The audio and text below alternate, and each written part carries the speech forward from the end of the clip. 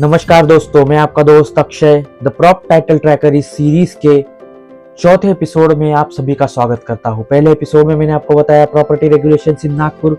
दूसरे एपिसोड में हमने जानकारी ली रेरा के बारे में। तीसरे एपिसोड में मैंने आपको बताया कि एनएमआरडीए की कार्य प्रणाली किस प्रकार की है। और इस चौथे एपिसोड में मैं आपको बताऊंगा एनए या एनएटीपी प्लॉट्स क्या है, NA44, NA42, NA36 क्या है। तो आइए शुरुआत करते हैं।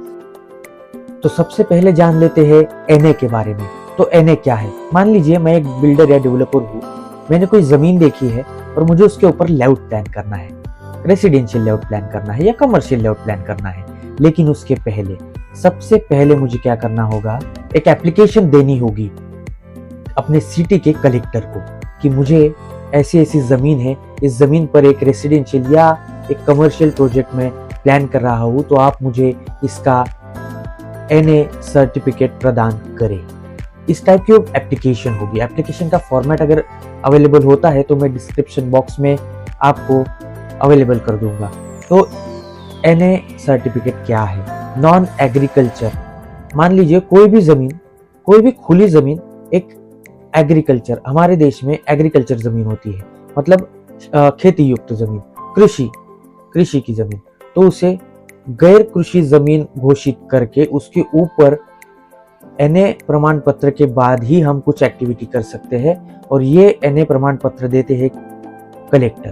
तो एनए प्लॉट्स के भी कुछ टाइप्स हुआ करते थे और आपने देखा भी होगा बहुत टाइम कि NA34, NA36, NA44, NA45 ऐसे 5 टाइप होते थे। अब ये 5 टाइप क्या है? तो महाराष्ट्र लैंड रेवेन्यू एक्ट 1966 के ये सभी सेक्शन नंबर है जो थोड़े थोड़े टाइम पे मॉडिफाइड होते हुए आए हैं और अभी जाके ये सिलसिला कहीं रुक सा गया है NA44 के ऊपर। उसके बाद एक्ट में आया NATP। जैसे अभी एनए का सर्टिफिकेट लगता है कोई भी लेआउट के लिए, कोई भी लेआउट के ऊपर रेसिडेंशियल या कमर्शियल एक्टिविटी को रन करने के लिए, या फिर उसके ऊपर वो रेसिडेंशियल या कमर्शियल प्रोजेक्ट डालने के लिए, तो वैसे एक और सैंक्शनिंग होता है। प्योर आप अगर रेसिडेंशियल प्रोजेक्ट प्लान कर रहे हैं या फिर कमर्शियल प्रोजेक्ट प्लान कर रहे हैं उसी लैंड पे, तो उसके ऊपर आपको टाउन प्लानिंग का भी सैंक्शन लेना होता है, जो कि मर्ज होके हो जाता है NATP, मतलब non agriculture town planning certificate, NATP certificate. और ये 2001 से या उसके पहले से, मान लीजिए 1994 से लेके अभी तक 2016 तक, 10 साल पहले तक NATP प्लॉट्स की बहुत ट्रेंड रही नागपुर में, पूरे नागपुर रीजन में, मतलब NMRDA के आने तक। लेकिन वहां पे क्या होता था, NATP प्लॉट्स क्या क्लियर टाइटल प्लॉट नहीं है? अभी ये सवाल आपके मन में आया होगा, तो उसका भी जवाब मैं आपको भी चलते चलते दे देता हूँ कि NATP प्लॉट क्लियर थे कब तक? जब तक NMRDA की बॉडी कार्य प्रणाली में नहीं थी, वर्किंग में नहीं थी। जब से NMRDA आई है, मेट्रो रीजन डेवलपमेंट अथॉरिटी के अंडर जो है Nagpur city region, Nagpur urban and rural region गया है, तब से NATP plot clear title plots नहीं रहेंगे। इसके पहले NIT के अंडर था, इसीलिए वो क्लियर टाइटल थे, क्योंकि कार्य प्रणाली अलग थी, वर्क कल्चर अलग था, और यहाँ पे वर्क कल्चर बहुत डिफरेंट है, बहुत अलग है। तो क्यों नहीं है NATP प्लॉट्स क्लियर प्लॉट्स आज की डेट में? क्योंकि आज की डेट में सबसे बड़ा सैंक्शन है रेरा।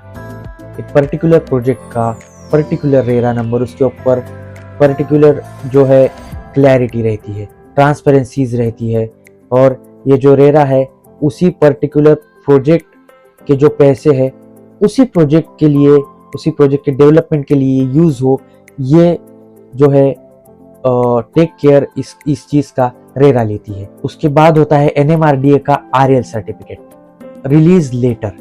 किसी भी लैंड के लिए, किसी भी लैंड ओनर के लिए कोई भी प्लॉट अगर खरीद रहे हैं तो NMRDA sanction RERA approved RL open plot, ऐसे अभी ट्रेंड चल रहा है नागपुर में। तो अगर RL ओपन प्लॉट है तो मतलब आपकी प्रॉपर्टी टाइटल क्लियर है, फुल क्लियर टाइटल है, क्योंकि आपके पास RL है। इसके पहले NATP सैंक्शन प्लॉट्स लोग बेचते थे, उसमें प्रॉब्लम ये होता था, लोन तो बैठता था, जो भी फाइनेंस है वो फाइनेंस होता था, लेकिन प्राइवेटाइज बैंक से होता था, और वो भी 10% की इंटरेस्ट रेट के ऊपर। और यहीं पे आरएल में क्या होता है, नेशनलाइज बैंक से फाइनेंस होता है 8.65 इंटरेस्ट रेट के स्टार्टिंग से। मतलब स्टार्टिंग रेट जो होता है, रेट ऑफ इंटरेस्ट, वो होता है 8.65%। अगर आपका प्लॉट आरएल है तो आप टाइटल क्लियर है, आप फाइनेंस में बैठते हैं, आपको 80 to 90% तक फाइनेंस हो जाएगा नेशनलाइज बैंक से, और आपका regulation letter, release letter clear रहेगा। तो ये पूरे टाइटल क्लियर प्रॉपर्टी हुई, जैसे N A, N A T P, corporate, R L, process wise जो हम जा रहे हैं, तो ये होती है पूरी क्लियर टाइटल प्रॉपर्टी। इसके बाद अगर आपके माइंड में कुछ सवाल होगा तो अब ये होगा कि क्लियर टाइटल प्रॉपर्टी तो मैंने आपको बता दिया कि क्लियर टाइटल प्रॉपर्टी क्या होती है, तो अभी क्लियर टाइटल प्रॉपर्टी आपको मिलेगी कहाँ पे? तो 0 माइल से 25 या 30 किलोमीटर के दायरे में जो भी ऐसा एरिया है जहाँ पे कनेक्टिविटी प्रॉपर है, जहाँ पे इंफ्रास्ट्रक्चर प्रॉपर है, और जहाँ पे गवर्नमेंट के प्रोजेक्ट्स, गवर्नमेंट के डिक्लेरेशंस और गवर्नमेंट के अनाउंसमेंट्स है, वो एरिया इन्वेस्टमेंट करने के लिए प्रॉपर रहेगा। ऐसा एरिया अभी नागपुर में कौन सा है? वर्धा रोड, जो नागपुर वर्धा रोड है वो हाईवे, उसके बाद नागपुर चंद्रपुर भी आप उसको बोल सकते हैं, नागपुर चंद्रपुर हाईवे भी आप उसको बोल सकते हैं, उसके बाद नागपुर उमरेड हाईवे, बेसा पिपला रोड। ये कुछ हॉट एंड हैपनिंग लोकेशन है। इन्वेस्टमेंट पॉइंट ऑफ व्यू से आप इन लोकेशंस पे अपनी प्रॉपर्टीज देख सकते हैं। और इसमें एक और लोकेशन ऐड कर दीजिएगा, न्यू आउटर रिंग रोड, जो नागपुर जबलपुर हाईवे जिसे भी कहा जाता है, जो वेलाहरी से होके इधर उमरेड रोड और इधर जामठा की तरफ जाता है, वो रोड पे भी आपको अच्छा स्कोप रहेगा प्रॉपर्टी में इन्वेस्ट करने के लिए। तो अगर आप प्रॉपर्टी में इन्वेस्ट करना चाहते हैं, आरएल प्रॉपर्टी में, क्लियर टाइटल प्रॉपर्टी में, तो मेरे भी कुछ प्रोजेक्ट्स हैं जो वर्धा रोड हाईवे पर ही है, जिनके डिटेल्स आपको डिस्क्रिप्शन बॉक्स में मैं दे दूंगा, आप वहां पे जाके चेक कर सकते हैं। मात्र 1850 रुपये पर स्क्वायर फीट से मेरे पास मेरे Wardha road highway touch open plot, RL open plot projects है, जो कि पूरे टाइटल क्लियर है। तो चलिए, ये वीडियो था रिलेटेड टू एनए, एनएटीपी और क्लियर टाइटल प्रॉपर्टी क्या है इस बारे में। तो चलिए, मेरा हो चला है चलने का वक्त। मिलता हूँ आपको अगले एपिसोड में। तब तक के लिए अगर आपके फ्रेंड्स या फैमिली में कोई प्लान कर रहे हैं इन्वेस्टमेंट का नागपुर रीजन में, तो ये वीडियो उन तक जरूर पहुंचाए, आप भी सुने, उन्हें भी सुनाए।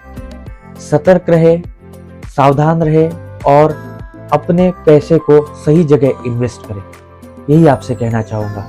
धन्यवाद, मिलते हैं अगले एपिसोड में।